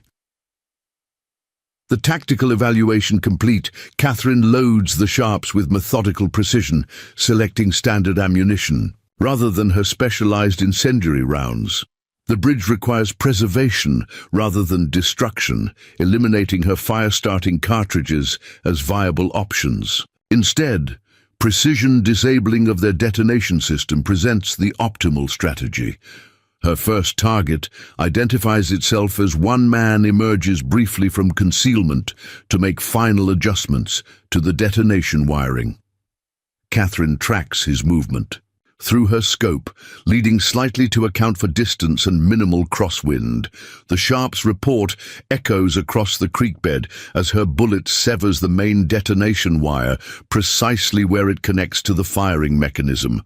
The effect is immediate. The man drops back into concealment while visible confusion erupts among the ambush party. Through her scope, Catherine observes their frantic attempts to identify her firing position while simultaneously assessing damage to their detonation system. Rather than engaging personnel directly, Catherine's second shot targets their backup mechanism, a secondary detonation box visible near Coulter's position. The heavy caliber round destroys the device completely, eliminating their ability to collapse the bridge regardless of how the confrontation unfolds. With their explosive strategy neutralized, the tactical situation transforms dramatically. Coulter's position, selected for optimal bridge coverage, now leaves them vulnerable to Catherine's elevated angle of fire. More importantly, the psychological impact of precision shooting from an unidentified location creates the same disruptive effect she exploited at Devil's Teeth. The impression of facing superior forces rather than a single opponent. Catherine maintains disciplined fire, targeting their weapon positions and equipment rather than personnel directly. Each shot eliminates specific tactical capabilities.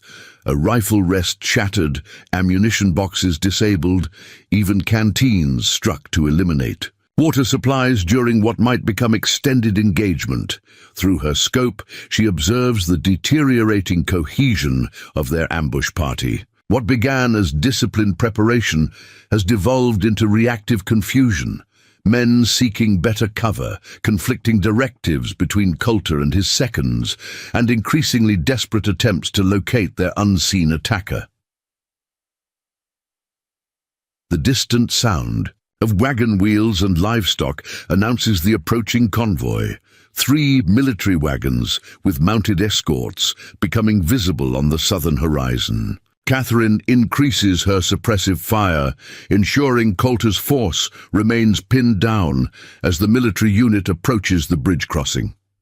The convoy commander, a lieutenant wearing cavalry insignia visible through Catherine's telescope, immediately recognizes the tactical situation upon observing gunfire near their crossing point.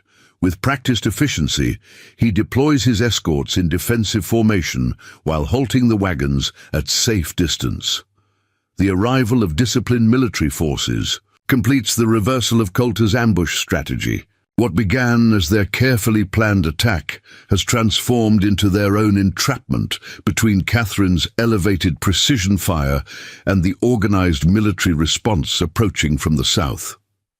After brief but intense exchange of gunfire, Catherine observes white fabric rising from Coulter's position, the universal signal of surrender when facing untenable tactical disadvantage. The military escorts advance cautiously, securing prisoners while examining the disabled explosives that would have collapsed their crossing and potentially cost numerous lives.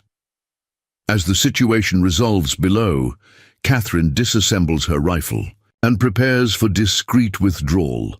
Her objective, preventing the ambush and protecting the military convoy, has been accomplished without revealing her identity or direct involvement beyond anonymous supporting fire.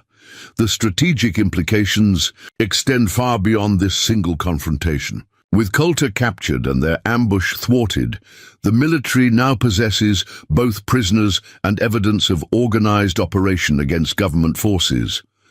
The conspiracy Catherine uncovered has lost critical personnel and tactical advantage in a single afternoon, yet questions remain as Catherine guides Ghost northward along concealed trails that will eventually circuit back to her hidden cattle. The surviving forces at Devil's Teeth still pose potential threat, and more importantly, the purpose behind their coordinated operation remains unclear. Simple banditry doesn't explain their level of organization, specialized personnel, or apparent political objectives suggested by the documents she glimpsed. The widow who began this journey, seeking only her stolen cattle, now finds herself entangled in conspiracy with implications beyond personal property. Whatever awaits in the final confrontation with those remaining at Devil's Teeth will determine not just recovery of her last 5 cattle, but potentially the security of the entire territory. Dusk bleeds crimson across the western sky as Catherine approaches her hidden meadow, Ghost's hoofbeats muffled by pine needles carpeting the forest floor. The gelding has performed beyond expectation, carrying her nearly 40 miles in a single day without faltering. She dismounts at the concealed entrance, muscles protesting after hours in the saddle. The recovered cattle lift their heads at her arrival, Samson's distinctive bellow recognition of her scent. Catherine allows herself a moment to appreciate this small victory. 8 of 13 animals secured, each one representing hours of Thomas's labor and dreams for their shared future. Yet the mission remains incomplete, both in cattle recovery and the larger threat she's uncovered. After tending to Ghost and ensuring the cattle remain secure, Catherine settles beneath a lodgepole pine to review what she's learned. The thwarted ambush at Jackknife Bridge confirms her assessment of organized conspiracy rather than opportunistic banditry. These men operate with military precision, adapt to setbacks with professional flexibility, and pursue objectives that suggest political rather than merely financial motivation. From her saddlebag, Catherine retrieves a folded document she'd discovered pinned beneath Coulter's saddle during a moment of opportunity before departing the bridge scene. In the fading daylight, she examines what appears to be a partial manifest, a list of weapons and supplies scheduled for delivery on the military convoy she just helped protect. One item, circled in bold ink, stands out among standard provisions: Artillery primers, 200 count, experimental percussion type. Her military experience provides immediate context. These specialized detonators would allow precise timing of artillery fire or, when applied to other explosives, coordinated detonation across multiple locations simultaneously. The technological advancement represented significant tactical advantage for whoever possessed it. Not simple bandits, Catherine murmurs, tucking the manifest into her journal. Something far more organized. The manifold implications crystallize into disturbing clarity. The Raven Creek gang and their collaborators weren't merely planning isolated ambush. They sought specific military technology with applications far beyond territorial crime. The testing she'd observed at Devil's Teeth, the surveying equipment, the coordination between multiple groups, all pointed toward orchestrated insurrection rather than random violence. Catherine allows herself 3 hours of necessary rest, condition her body while remaining alert to potential pursuit. Years of field operations had trained her to sleep efficiently, controlled restorative periods that maintained operational capability without surrendering situational awareness. Pre-dawn, light finds her alert and preparing for the final phase of her operation. The organized forces at Devil's Teeth Canyon represent both immediate threat and critical intelligence opportunity. Their remaining personnel, particularly the surveyors and scarred commander, likely possess information connecting these territorial activities to whatever larger movement orchestrates them. More personally, her final 5 cattle remain in their possession. Animals Thomas had selected individually, working 14-hour days to afford the breeding stock that would secure their ranch's future. Catherine will not abandon them, regardless of the odds. Today's approach requires different tactics. Having disrupted their operations twice through stealth and precision shooting, she anticipates heightened vigilance against similar methods. The psychological advantage of the unknown assailant has diminished with each encounter, replaced by prepared defenses against established patterns. Time to change the rules, Catherine decides, retrieving items from her saddlebags that hadn't seen use during this pursuit. A cavalry officer's coat, Union blue she'd maintained out of sentiment despite its painful associations. Brass infantry buttons that still caught sunlight despite years in storage. And most significantly, a small wooden box containing her service medals and official papers, establishing her identity as Captain Catherine Mercer, Special Reconnaissance Division. Her actual rank and designation before she'd become Catherine. Blackwood, rancher's wife. The transformation is more than cosmetic. As she dons the uniform coat and secures her hair in formal military style, Catherine consciously reclaims the authority and bearing that once commanded respect from generals.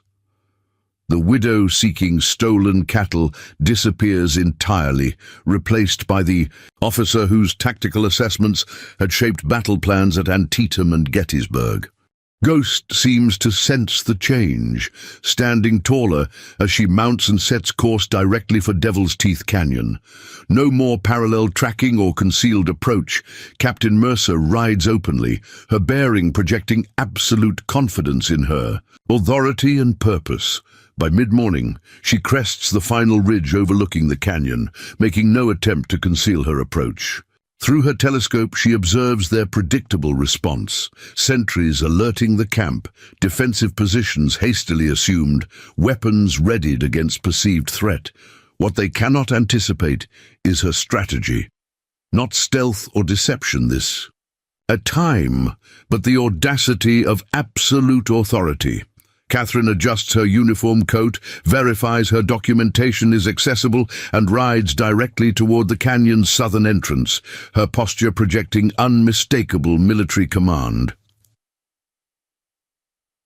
The sentries challenge her approach, rifles raised with professional discipline despite their irregular status. Catherine halts Ghost at precisely the correct distance, close enough to communicate but maintaining tactical advantage if engagement becomes necessary. I am Captain Catherine Mercer, Special Assignment Division, under direct authority of General Philip Sheridan, she announces, her voice carrying the unmistakable tone of command. I am here to speak with your commanding officer regarding ongoing territorial violations and unauthorized paramilitary activities. The sentries exchange uncertain glances, confronted with unexpected direct approach rather than the ghost-like adversary they've faced previously. Before they can respond, Marcus Reed emerges from the canyon, his military bearing instantly recognizing the authentic command presence Catherine projects.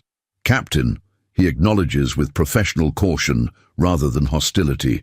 This is unexpected. We were under impression federal forces had withdrawn from this territory during Reconstruction. Special divisions remain active where insurrection threatens territorial stability, Catherine replies without hesitation, the formal language of military protocol returning naturally after years' disuse. Your recent activities have attracted attention at levels you clearly intended to avoid.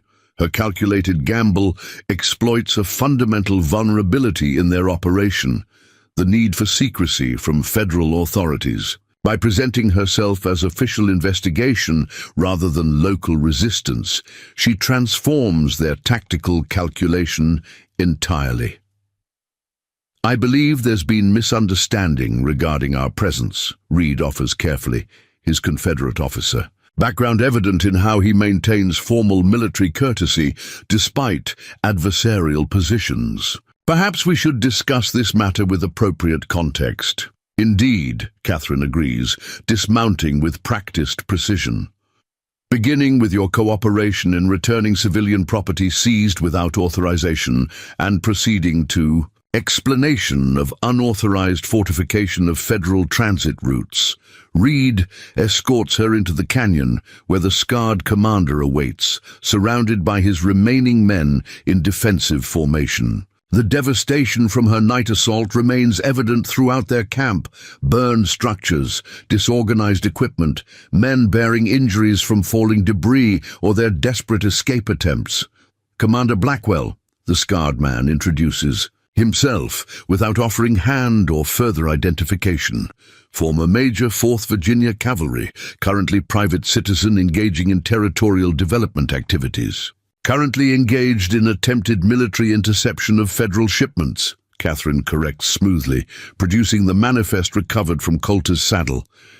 With particular interest in experimental detonation technology, activities that constitute insurrection under current territorial statutes. The shock registering on Blackwell's face confirms her assessment. He hadn't known Coulter possessed such documentation, its recovery representing catastrophic compromise of operational security. More tellingly, his instinctive glance toward a canvas-covered wagon reveals what must be their document repository. Isaiah Coulter and 4 associates have been detained at Jackknife Bridge, Catherine continues, exploiting her advantage. The military convoy you targeted now carries both prisoners and evidence directly to Fort Shaw. My presence here represents your final opportunity for negotiated resolution before federal cavalry deployment. The bluff is calculated precisely, against their knowledge limitations, with communications disrupted by distance and her interception of Coulter's group. These men have no way to verify or disprove her assertions. The implied threat of imminent military response creates urgency that compromises rational assessment. What exactly are you proposing, Captain?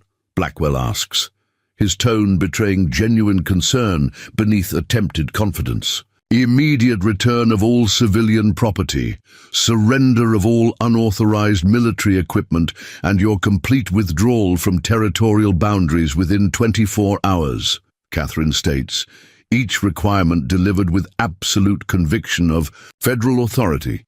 In exchange, your remaining personnel receive safe passage rather than detention for conspiracy against government operations. The strategic application of apparent legitimacy creates the intended effect. These men, regardless of their irregular status, retain military conditioning that responds to formal authority and established protocols.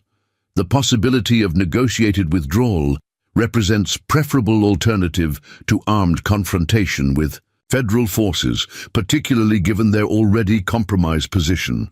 "The cattle remain in our northern corral," Reed interjects, attempting to establish cooperative posture, "unharmed but separated from those that escaped during recent incidents. They will be returned immediately," Catherine confirms, "along with any documentation regarding your operations in this territory.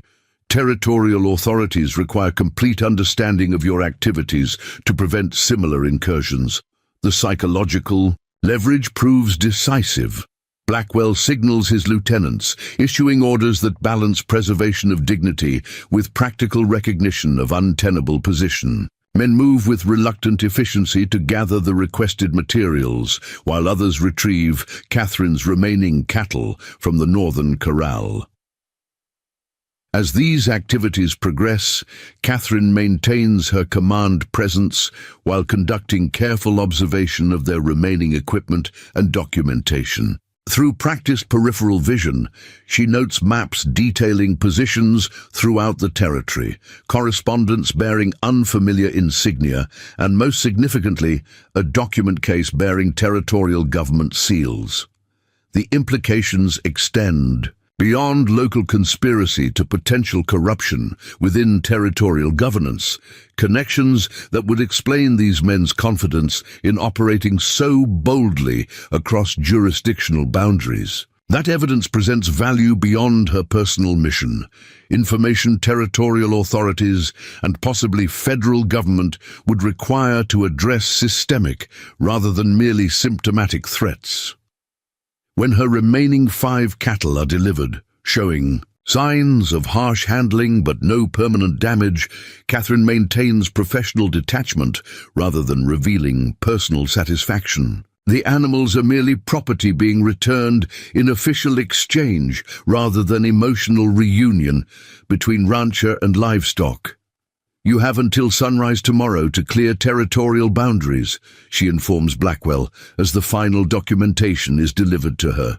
"Federal patrols will establish perimeter control by noon. Any personnel remaining will face detention under military authority rather than civilian courts." The formality of her departure maintains the illusion of official capacity. No gratitude expressed for cooperation, no acknowledgement of personal victory, merely the procedural completion of authorized intervention. Only after cresting the ridge beyond their sight does Catherine allow herself single deep breath of relief and accomplishment. The complete herd, all 24 head including Samson, moves steadily homeward under her guidance, 13 animals, from Devil's Teeth, rejoining their 8 companions from the hidden meadow.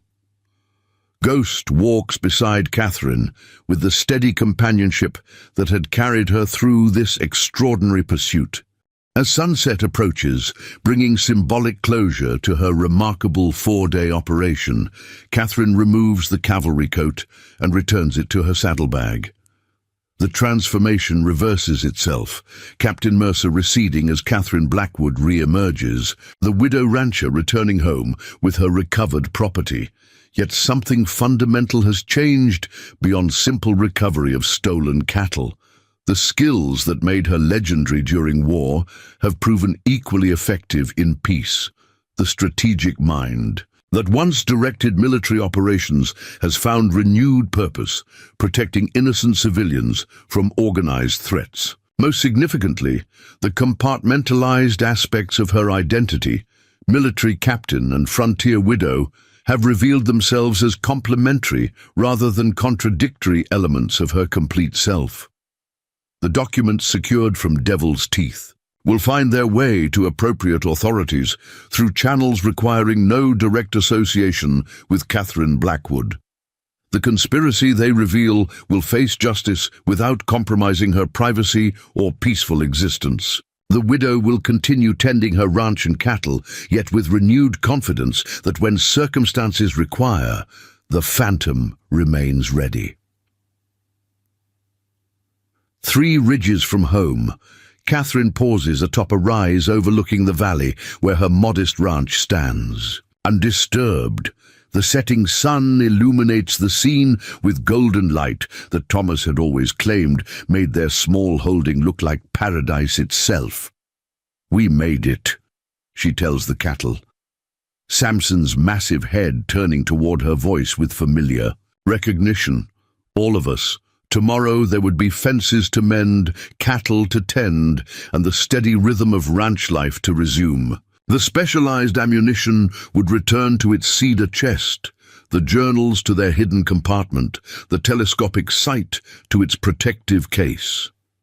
Catherine Blackwood would once again become simply the quiet widow who kept to herself, and occasionally bartered exceptional quilts in town, but something would remain forever changed.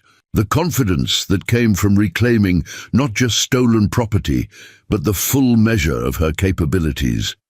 The Raven Creek Gang and their conspirators had intended to steal mere cattle. Instead, they had awakened something far more formidable. A legend they never saw coming until it was already too late.